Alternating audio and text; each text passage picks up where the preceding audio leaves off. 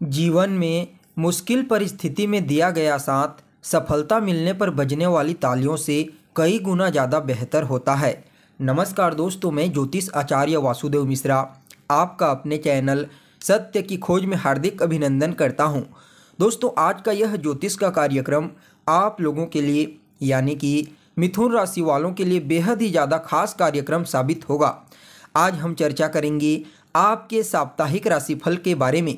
जी हाँ दोस्तों, हर बार की तरह इस बार भी मैं आपको बताऊंगा आप लोगों के लिए कैसा रहेगा आपके जीवन काल का 11 दिसंबर से लेकर के 17 दिसंबर के मध्य का समय। जी हाँ, संपूर्ण साप्ताहिक राशिफल के बारे में चर्चा करेंगे, जिसमें आपको विस्तार के साथ बताएंगे ग्रहों की स्थिति के आधार पर किस प्रकार का परिणाम आपको प्राप्त होगा आने वाले 7 दिनों के अंतर्गत, और जो ग्रह नकारात्मक रूप से आपको प्रभावित करेंगे उनके लिए क्या उपाय करना चाहिए, हर एक जानकारी आपको बताएंगे।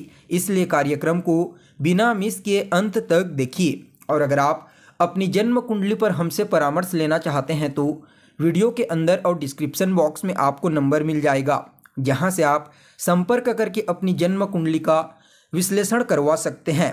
और अभी तक आपने हमारे इस चैनल को सब्सक्राइब नहीं किया है तो अभी चैनल को सब्सक्राइब कर लीजिए। तो दोस्तों देखिए, साप्ताहिक राशिफल में मुख्य रूप से चंद्रमा के गोचर की गणना की जाती है, क्योंकि चंद्रमा मन का कारक होता है। जो कुछ भी हम सोचते हैं समझते हैं उसे ही अपने कार्य क्षेत्र में, अपने पारिवारिक जीवन में और सामाजिक जीवन में इम्प्लीमेंट करने का प्रयास करते हैं। इसलिए चंद्रमा का गोचर बेहद ही महत्वपूर्ण होता है।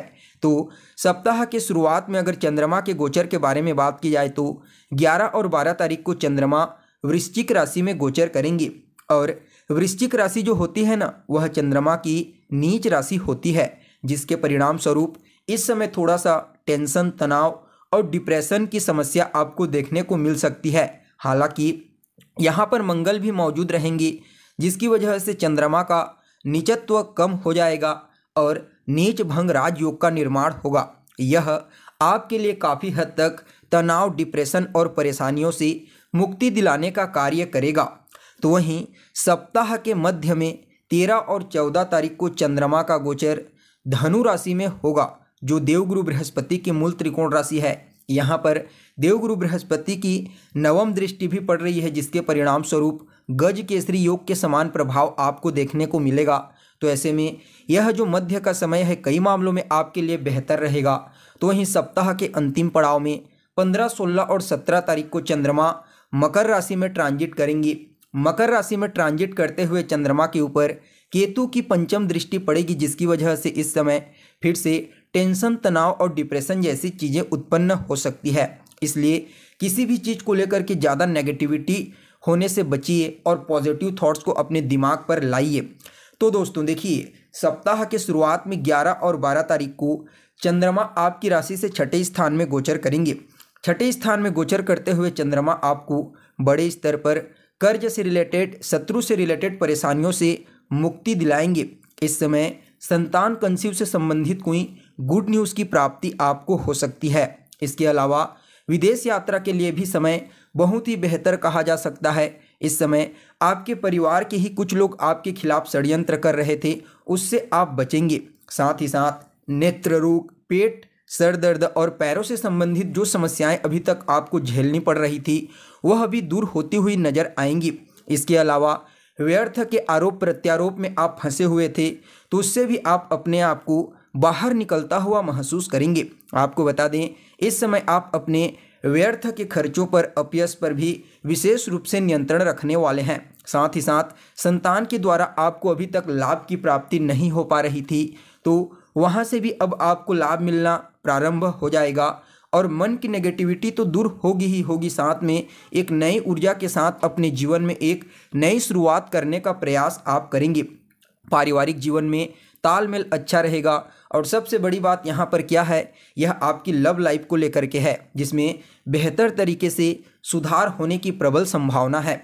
जी हाँ दोस्तों, चाहे पारिवारिक जीवन हो, चाहे लव लाइफ का जीवन हो, इस समय आपकी वाणी में कुछ मधुरता रहेगी, जिसकी वजह से आप आपसी सामंजस्य स्थापित कर पाने में कामयाब रहेंगे। तो वहीं सप्ताह के मध्य में 13 और 14 तारीख को चंद्रमा का प्रभाव आपकी राशि से सप्तम भाव में होगा तो ऐसे में इन 2 दिनों में आपके वैवाहिक जीवन में जो भी कलह क्लेश चल रही थी उससे आपको छुटकारा मिलेगा। आप किसी से भी विवाह करना चाहते थे तो वह विवाह होने की प्रबल संभावना है। मोटे इन्वेस्टमेंट के लिए आपको पार्टनर की प्राप्ति होगी। जीवन साथी आपके कर्म क्षेत्र पर पूर्ण रूप से आपको सपोर्ट करेंगे।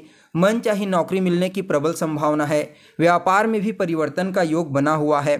इसके अलावा जो आपकी सामाजिक छवि अभी तक धूमिल पड़ी हुई थी उसमें भी विशेष रूप से चमक नजर आएगी। अगर आपका कोई कॉम्पिटिटर है कार्य क्षेत्र में या फिर बिजनेस व्यापार में तो इस समय वह आपको डिस्टर्ब नहीं कर पाएगा। मतलब आपको कॉम्पिटिटर आपके कार्य क्षेत्र में कोई भी रुकावट पैदा नहीं कर सकता।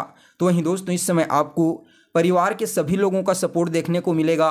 दूसरे संतान की तरक्की के बेहतर ऑप्शन आपके लिए खुलते हुए नजर आएंगे।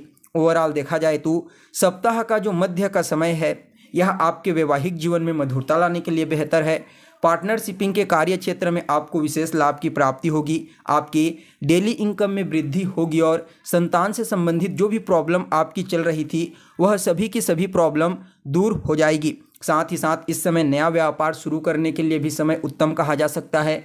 विदेश यात्रा के लिए तो योग बना ही बना है। आपके लिए इस समय सफलता प्राप्त करने के लिए भी कुछ नए रास्ते खुलते हुए नजर आएंगे। तो वहीं दोस्तों सप्ताह के अंतिम पड़ाव में 15, 16 और 17 तारीख को चंद्रमा आपकी राशि से अष्टम भाव में गोचर करेंगे।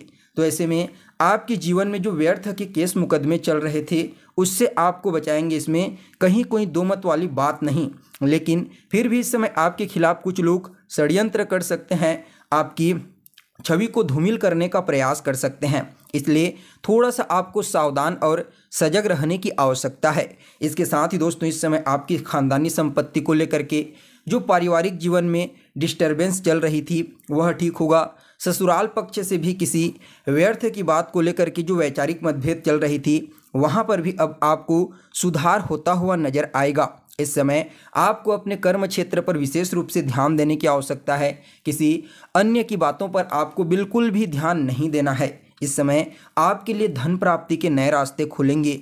तो वहीं इस समय देखा जाए तो परिवार के कुछ लोग या फिर आपकी रिश्तेदारी के कुछ लोग आपके वैवाहिक जीवन में दाम्पत्य जीवन में समस्या खड़ी कर सकते हैं। इसलिए आपको गलतफहमी से बचने का प्रयास करना चाहिए। इसके अलावा इस समय धन संचय करने में आप सफल रहेंगे, क्योंकि यहाँ पर चंद्रमा की जो दृष्टि है वह आपके दूसरे स्थान पर पड़ेगी, जिसकी वजह से धन संचित करने में कोई परेशानी नहीं आएगी। आपकी वाणी में मधुरता देखने को मिलेगी और इस समय आप अपनी वाणी के माध्यम से कई प्रकार के पेंडिंग पड़े हुए कार्यों को पूरा करने का प्रयास करेंगे। आपकी वाणी की शालीनता मधुरता इस समय हर किसी को आपकी ओर अट्रैक्ट करने में प्रभावी साबित होगी। तो वहीं दोस्तों अगर आपका पैसा किसी जगह पर फंसा हुआ है, लंबे समय से नहीं मिल पा रहा है, तो संभावना है इस समय वह फंसा हुआ पैसा आपका निकलता हुआ दिखाई देगा।